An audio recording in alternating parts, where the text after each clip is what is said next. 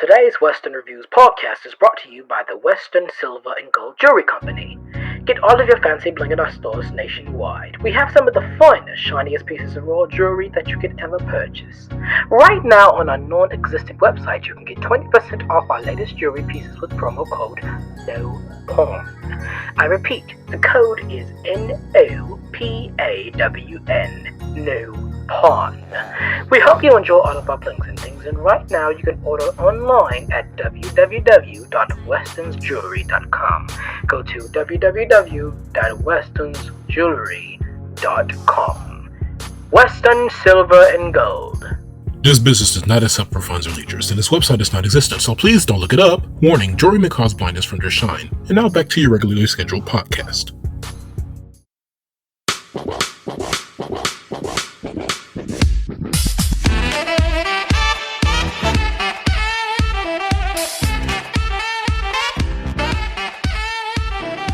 Greetings everyone, I'm the Western Wonder, and I would like to say welcome, or if you're not new, welcome back to the Western Reviews podcast. And boy, do we have something to look at today. Today's movie is a mixture of comedy and suspense, pairing up two of some of the most funniest performers in a buddy movie, Gene Wilder and Richard Pryor. And while they may be paired up the last 45 minutes or so, really doesn't matter here. Today's movie is Silver Streak. Let's take a look at who did what and the reception of this flick. First off, the movie was directed by Arthur Hiller, who directed films such as the 7-time Oscar-nominated flick Love Story, The In-Laws, Outrageous Fortune with Bette Midler, and See No Evil, Hear No Evil, which also features the two lead stars of the film, Wilder and Pryor. The screenplay was done by Colin Higgins, who also wrote for the films Harold and Maude, which he also produced, and 9 to 5, which he also directed. The film was released in the winter of 1976 to positive reviews, making over $50 million at the box office and receiving nominations at the Oscars for Best Sound and at the Golden Globes for Wilder's performance. With those facts aside, let's get down to the movie synopsis. Warning, spoilers ahead. Newly single George Caldwell, played by Gene Wilder, who edits books as a source of income, boards the Silver Streak chain en route to his sibling's wedding. In hopes of taking time to relax, any plans for such action are switched up when he strikes an acquaintance with salesman Bob Sweet, played by Ned Beatty, and soon after is well acquainted with fellow passenger Hilly, played by Joe Clayburgh. After talking to her, George learns that she works for reclusive history professor Schreiner, en route to her venue to promote his book. Later in the night, as they start to get cozy in Hilly's quarters, George notices a man falling off the roof of the train, but as he and Hilly are both inebriated, she says that he must have imagined it. The next morning, George discovers a book and shows a particular picture to Hilly. She identifies that the person in the picture was Professor Schreiner, but still dismisses George's claims that it was the same man that he saw last night. To prove his honesty, George goes to the professor's cabin himself, only to be greeted by a menacing old man who refuses him entry to the cabin. George still tries budging in, but the old man has him thrown out of the train by one of the thugs who works with him. Looking for a way to get back on the train, George eventually meets a friendly farmer who's happy to take him back to the next train station in a biplane.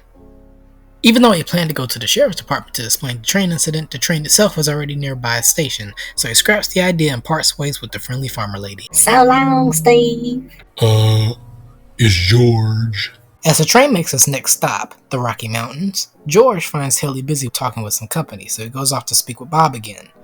After rambling around with why he wasn't there for breakfast, Bob reveals to George that the man having lunch with Hilly is actually a Mr. Roger Devereaux, an art dealer from Chicago, played by Patrick McGowan.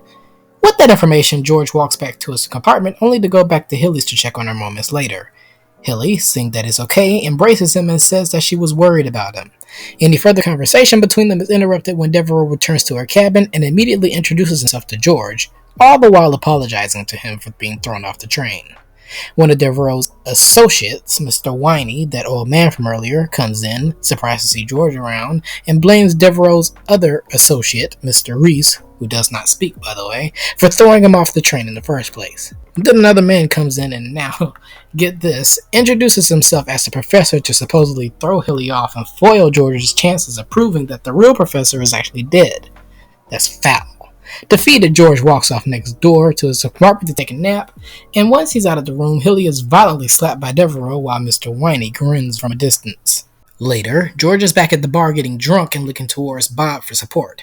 After a few questions pertaining to who he knows on the plane and who's connected to who, Bob reveals to George that he's actually an FBI agent that goes by the name of Stevens. As a secret agent, Stevens has been trying to catch and arrest Devereaux at the right moment, and that he and Professor Schreiner are at odds with each other due to Devereaux being a faux art dealer, only using the business for money, which is the supposed reason why Schreiner was murdered. He was planning to expose Devereaux's schemes somewhere in his book. Stevens, with the assistance of George, investigates further revolving the Schreiner-Devereaux case and finds a piece of the former professor's tattered clothing, thus confirming he was actually murdered by Devereaux's henchmen. Stevens immediately asks George to call the train steward to make a stop in Kansas to arrest Devereaux, but before he makes a move, there's a knock on the door. Stevens answers, the lights go off, and bang! A shot was fired. As George fumbles out the light switch, he realizes that Stevens has been shot. The agent knows that Devereaux sent his henchmen out to kill George in his cabin, not knowing that he would have company with him at the time of the attempted murder.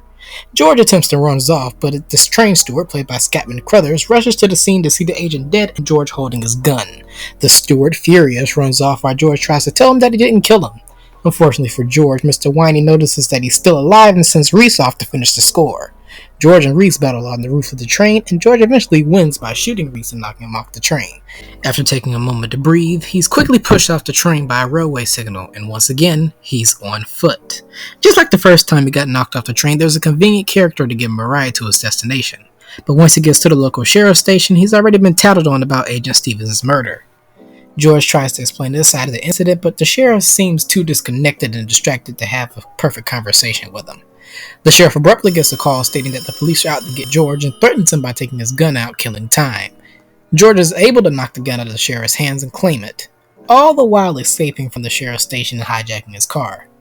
While George is driving, a mysterious man in handcuffs arises from the backseat, startling him. The man introduces himself as Grover Muldoon, played by Richard Pryor. From this point forth, the buddy movie trope appears. Anyways, Grover was watching George push away the sheriff and his backup while stealing his vehicle and was very impressed by how he handled the incident. They trade off their charges from the police. Grover is a car thief and George is wanted for murder. The nervous Grover tells George where he can drop him off, but George assures him that he was wrongfully charged for such a crime. After listening on the radio transmitter that the police planned to set roadblocks around the town, Grover drives for a while after George nearly bumps into some vehicles in an attempt to get away from nearby police cars. While Hilly is being questioned for a connection to George by Devereaux in the train, George and Grover stop by a car lot to steal a Jaguar. The watchman catches Grover, aims his gun at him, and George is able to tackle him before he shoots. The duo quickly leave and continue their journey to their next station, with George returning to the steering wheel on the way. During the drive, George worries about Hilly's safety. The next morning, the duo make it to the train terminal in Kansas City. However, the feds are there keeping a lookout for George. So in this next scene that definitely would not fly nowadays, Grover gets a hat, a radio, and some brown shoe polish and hopes to transform George into a black man in order to get through security quietly. And well, the whole scene in itself is just hysterical to watch. Put that radio to your ear, that's gonna help cover your face, right? And just move with the rhythm of the music. Move your body with the rhythm of the music. That's all you gotta remember, okay? Let me see you try it. Step to the music. Step to the music. Yeah. Step to the music. Stop. How come your white has got such a tight ass, man? How you gonna walk out of here with a tan face and that white walk? Just get into the music. Come on, George. Come on. Loosen up. Listen to the beat. Let your feet move. Now do it. Can't you feel it? The temple's right here. Right in there. That's all you gotta do. Yeah, now try it. Don't you feel it? Yeah. Come on, man. Get some jive going. Be cool. Shake it, but don't break it. I don't think we'll make it past the cops. We'll make it past the cops. I just hope we don't see no Muslims. And the funny thing is, the disguise actually works. Grover is briefly asked if he's seen the wanted man, but of course he says no. As they finally make it back on the train, George goes back to his cabin to find all of his personal possessions taken away, presumably from the police. Grover asks for money to get a suit, and after much hesitation, George complies. While rinsing off the brown shoe shine, he discovers Hilly nearby and alone. Before he can muster any words, he's abruptly knocked out cold and wakes up later. Upon gaining consciousness, Hilly tells George that she was forced to comply to Devereaux's order on keeping a tight lip on Schreiner being killed, or else she'll be killed as well. The two embrace once more before once again being interrupted by Mr. Winey. Winey, with gun in hand, reports them to see Devereaux in his cabin. As Devereaux reads through the professor's book, he praises the authenticity of his work, handing it over to Winey, who goes off to store it in a safe. The man explains to George and Hilly that the professor actually committed death by suicide by jumping off the train before Devereaux's henchmen can get to him. which ultimately messed up his plans a little. The man who was disguised as a professor from earlier returns, whose name is revealed to be Mr. Johnson, stating that the train's en route to Devereaux's stop in half an hour. After more intimidation from Devereaux, a steward arrives in the room with his breakfast, offering George and Hilly some food. Well, at least he didn't say, "Watch me as I gloat more about random scenarios and eat my breakfast in front of you too." Oh! To George's surprise, the steward turns out to be Grover in disguise. He messes around with Devereaux up to the point where he calls Grover an N-word. Just another reason to despise him. Grover pulls out his gun and George steals Devereaux's gun, taking authority of the situation by letting him know that he killed a secret agent who's been hunting him for years, and orders Whiny to go back to the safe and get the professor's book. An altercation occurs between Johnson, Whiny, Grover, and George, and yet again, George ends up off the train with Grover. The duo are arrested moments later. After being dropped by another train station, the duo meets Stevens, or Bob Sweet's partner in crime, Federal Chief Donaldson. The chief reveals to the duo that the police were following George only for protection, and that he was the one who sold the story on George murdering Stevens. After hearing the chief's plan up to this point, the duo part ways, with Grover pleading to go home and George accompanying the authorities to get Hilly back and kill Devereaux and his cronies once and for all. Once George gives Donaldson the scoop on what happened during his time on the train, the chief calls for the train to stop near a close station to get everyone out, arresting Devereaux in the process. Speaking of Devereaux, he's busy burning all the professor's papers to get rid of evidence or something. I don't know. Eventually, the train stops at the station, and as the passengers begin leaving, a big shootout happens. Grover returns to the scene, much to the surprise of George, because... What did you come back here for? Forgot your wallet. Oh, some thief you are. Devereaux, incompetent, orders the engineer to speed up the train's motion. While out fighting the feds, Mr. Whiny gets shot, but Devereaux ruthlessly leaves him out in the scene and away from the train, leading to his fatal demise. At this point, George and Grover have made their way back to the train, and George kills off Mr. Johnson and saves Hilly. Meanwhile, near the main booth, the engineer has had enough of the intensity and tries to escape, but Devereaux kills him and puts the toolbox on the pedal in order to not lose any speed. George comes up with the idea to disconnect the rear cabin from the rest of the moving train, making sure that he, Hilly, Grover, and the steward from earlier, who was injured, are safe.